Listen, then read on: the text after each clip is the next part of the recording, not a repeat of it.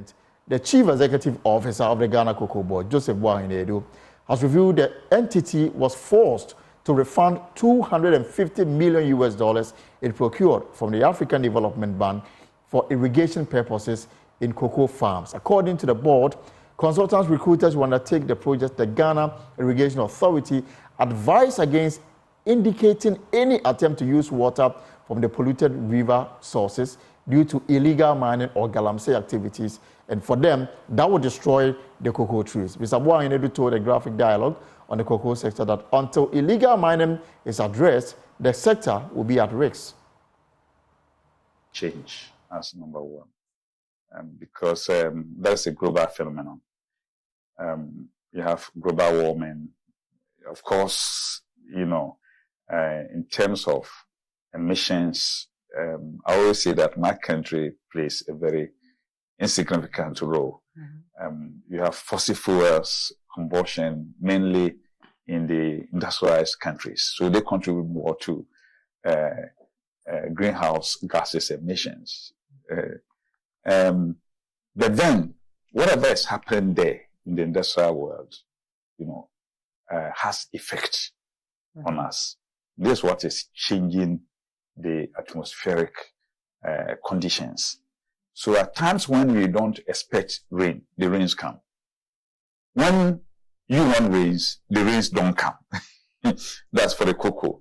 And that's why I'm saying climate change is number one, because it's made planning, unpredictable. So climate change is number one? Number one. Number two had to do with what my good friend mentioned, that is illegal mining, galamsey.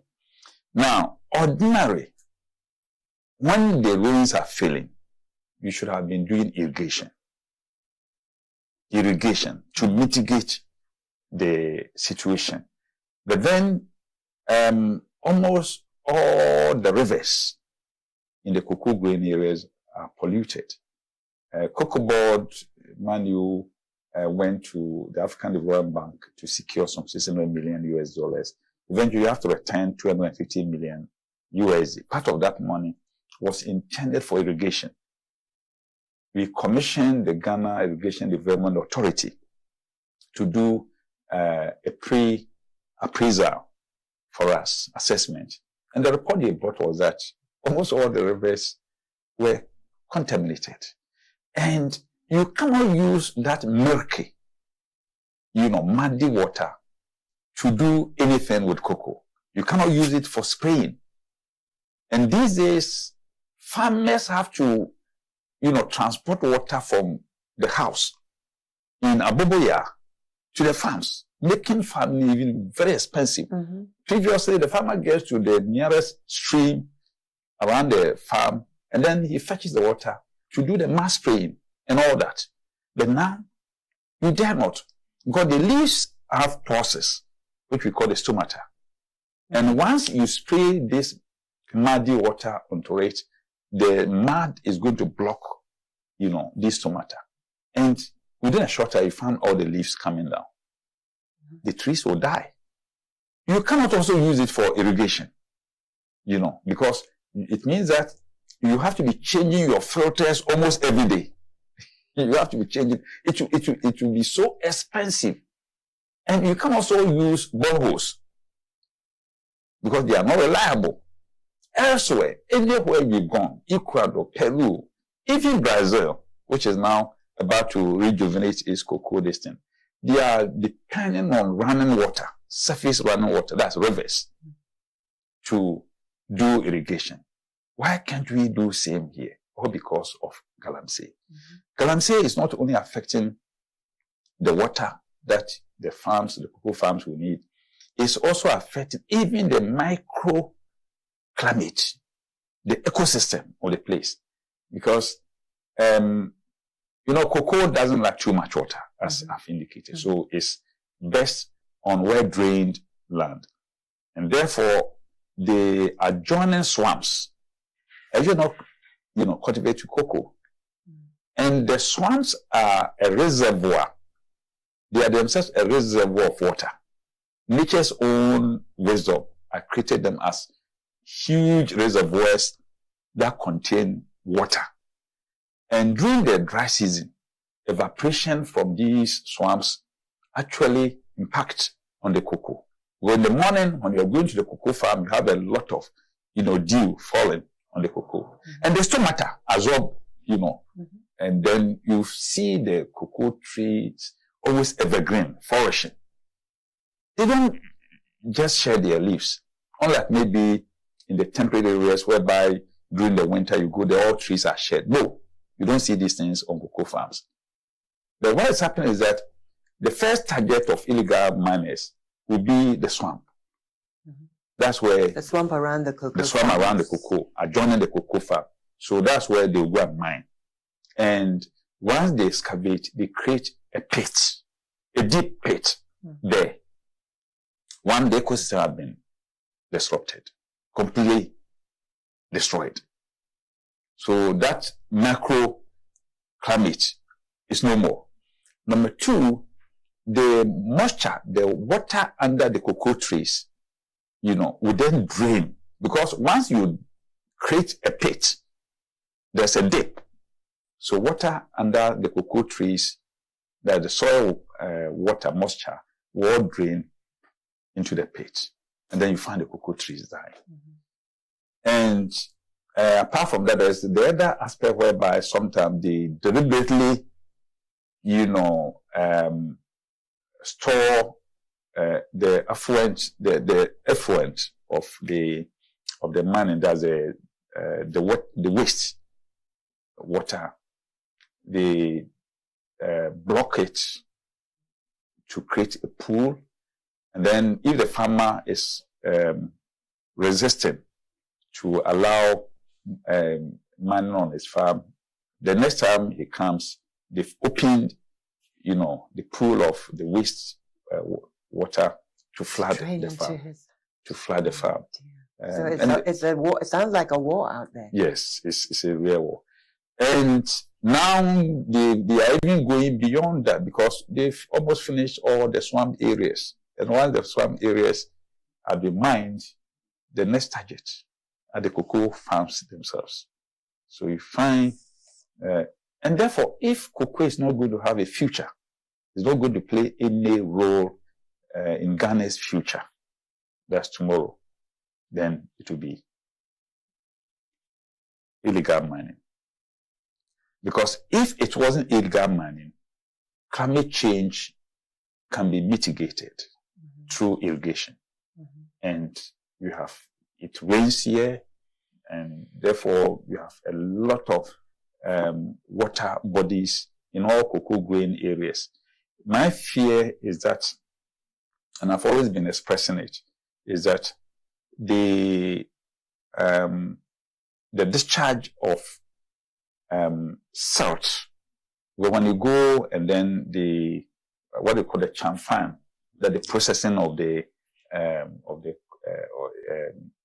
mine, the earth that had been excavated and then being washed, that the washing, you have a lot of salts being run into these rivers. And the muddy water that you see, the milky water you see, is all salt. And as the river is running, the salt, settle at the bottom of the river, the base of the river. And eventually or increasingly, all the river channels are getting silted.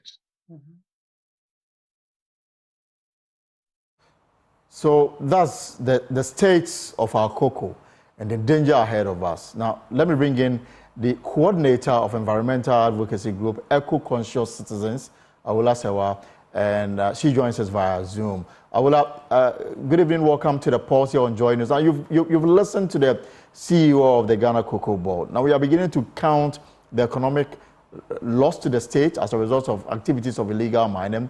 They had to return a loan they had taken from the Africa Development Bank, $250 million to do irrigation. The advice was that it was just going to be a wasteful exercise because you simply cannot use water from the river bodies to do the irrigation. And so we've lost the money, but the danger is still there. What is your reaction to this? See, I don't really know what to say. This is not unexpected. We have known this for a while. We have known that with the illegal mining and even the companies that have licenses who go outside the parameters of their license, they also engage in illegal mining. We have known for a while the health costs, the economic costs. We have known this, so this is nothing new. My only concern is that we seem to be like ostriches, burying our heads under the sand. I don't hear the presidential candidate saying that we're going to put a pause on mining, we're going to try and do some restoration. I rather hear comments like we're going to make miners millionaires, not teachers, not cocoa farmers, but miners. So we don't seem to have appreciated the dire situation we are in. And that's what really gets me. We've been having all these programs, we've been talking, going around in circles, but it doesn't look like we are particularly interested in the solutions to the problem. Because we know the solutions, but we're just not ready for them. So as you listen to the CEO, the words coming from the mouth of the CEO himself, and then warning us of the danger ahead, yes, fell short of telling us what exactly they are doing to protect the cocoa farms that are available, because now we've been told that we've got spaces like Brekum, Techiman, and some other areas in the Bono region. They have actually moved from cocoa to other enterprises because, I mean, they can't keep up with the dangers that they are faced with the activities of illegal mining. So do we really think that Ghana doesn't have the capability to have a robust fight on illegal miners? Do you think it's that we don't have the capability, or is it that the political will isn't there? As I speak right now, a petition has been signed to stop mining on the Draw River in Nzema, one of the few rivers that haven't been polluted. And they've applied for a concession, and there's an application to stop the concession from being granted. So from where I'm sitting, we don't seem to appreciate the problem.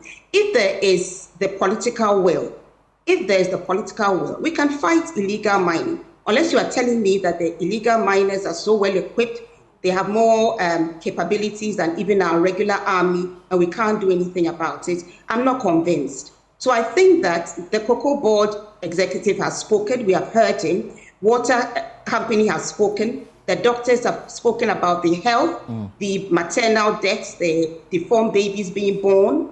We know about our waters being poisoned, the dangers to our health. We know about the rise in kidney and liver disease. What else are we waiting for before we take this matter seriously? We need to have a pause on mining, because even the so-called legal mining is an expensive business. Even the so-called legal mining, are we really monitoring as we should? Are they not also, whether unwittingly or wittingly, poisoning our waters? I really don't get it. And I think that we can talk and talk and talk, but until the political will is there to solve the problems, we'll just be going around in circles. I haven't heard that there's going to be a public inquiry into Professor Frimpong Boateng's report. I haven't heard that the persons in high places who have been accused of being involved in illegal mining, that there have been robust investigations. No. So I think we can keep on talking, but we're not going to find any solutions. And worse will come than returning monies that we have been paid. There'll be even worse news if we don't get our act together yesterday. Now, our foreign exchange and our cocoa is in danger. Last week, the Lands and Natural Resources Minister was on our morning show on Joy 99.7 FM. And he makes the point that some may disagree with him, but for him as minister who receive daily, weekly, and monthly briefing on the state of the fight against illegal mining, he says we haven't completely dealt with the matter, but there's been massive improvement, according to him, in the fight against illegal mining. And even the state of our water bodies, there's been an improvement. You watch this space very well. Do you agree with him when he says that there's been improvement in the fight against illegal mining, and the state of our water bodies, there's also been improvement in this quality? Well, I'd like to see the evidence. I haven't seen. All I've seen are contaminated waters. All I've seen are more and more forest reserves being invaded by illegal miners. And I've seen that through the passage of LI 2462, which allows for mining in forest reserves, even globally significant forest reserves, more and more of our forest reserves are under siege. I haven't seen any evidence that things are getting better. I know that recently in Zima, an assembly member had been reporting illegal mining going on. The police did nothing. He bravely, with the help of other community members, effected a citizen's arrest on Chinese and Ghanaian illegal miners, and he's receiving death threats. I'm not hearing that there's any serious protection. I've heard of other journalists who are receiving death threats because highly placed persons are involved in illegal mining, and they've actually tried to bring it to the public domain. So from where I'm sitting, and even the background pictures you are showing, I'm not seeing any evidence of improvement. I'm not seeing it. From where I'm sitting, it's becoming worse. And my final question to you would be, government went to Parliament to pass the law to make it stiffer, to pronounce stiffer punishment on those that engage in illegal mining locally and foreign. The minister said that they've cordoned off the 268 forest reserves in the country, yet it is still going on. What more must be done? Well, the political will hasn't been there. For example, I mean, there were reports that, for example, Akonta Mining was involved in illegal mining. I haven't seen any report that says that here are investigations, we've investigated, and it wasn't true. All the images you saw were fake news. Nothing has happened, and we know he's a highly placed person. I know that with the passage of LI 2462, the government has become complicit in opening up virtually unfettered access to mining and logging regarding our forest reserves. And as I said, even globally significant biodiversity area. So, well, there might be stiffer punishment from, ordinary people who are caught, but the main people, the kingpins who are involved in illegal mining, nothing is happening to them. They are going on, and you can see the images, they are going on, they are doing what they want to do, and the political will is not there. When I hear of highly placed persons being arrested for their role in illegal mining, then I'll know that the president actually put his presidency on the line. Otherwise, it's mere words, sound bites, and there's no serious fight against illegal mining. Rather, we're making it easier to destroy the Ghanaian environment. And one day, persons will be tried for ecocide, because what we are doing is going to result in deaths. Already deaths are being caused by the open pits, but more importantly, by the water. The water we are all drinking today, how safe is it? How safe is it? The tubers we are consuming, how safe are they? So we need to realize that even if we think we are safe because we are far away from Galamsey areas, we are not. And we are all going to suffer if we all don't take collective responsibility, and we are angry enough to tell the government that enough is enough. You were going to send troops to, I don't know where, because of a coup. Think about Ghana. Think about Ghana. Fight the illegal mining, even if highly placed persons are involved. Hold them accountable. Arrest them, prosecute them, because Ghana belongs to all of us. And it should be Ghana first. Ghana before any political party. Ghana first. Let's protect the environment we have, because we'll be held accountable one day. Right. Thank you very much, Awula Sewa, for your time this afternoon here on The Pulse. And illegal mining affects everybody. That's why when matters of it come up, we give it all the attention that it deserves. But let's stay with the cocoa sector a little longer, because in January, some holders of cocoa bills who did not participate in the Government of Ghana Cocoa Bill Exchange Program asked COCOBOD to pay them before the end of January 2024. Now, the delay by COCOBOD to pay them their coupons and principals affected their livelihoods. Chief Executive Officer of the COCOBOD, Joseph Boahinedu, said paying coupons at the time could have collapsed the sector. The latest assessment that we did for the World Bank and also for the ADB, you need about not less than $4,000 for 1 hectare, rehabilitation to be done. $4,000. And ordinary farmers cannot do it. And what aggravates the problem is that ordinary a farmer can cultivate just one acre a year. Any farmer. If it's more than 1 acre, then they call it a pool. A pool, 40-ounce pan, square. That's a little over 1 acre, which Ordinarily, a farmer can do 1 acre, plant the following year, another 1 acre. You know, land preparation, investment, all that. That's the ordinary. If there's no disease, nothing. Land preparation, the planting and everything, investment, 1 acre a year. Now, by the 3rd year, the farmer wants to consolidate the first 2 farms, so there will be no cultivation. Maybe the 4th year, no cultivation. The 5th year, another 1 acre. Therefore, if a farmer tells you that he has 10-acre farm, he might have spent 15 years life investment. Now, when the disease strikes, the farmer cannot go the same pace of 1 acre a year. But once he cultivates, once he, he rehabilitates the first acre, leaving the 9 acres, the disease, can come and reinfest the 1 acre that is cultivated.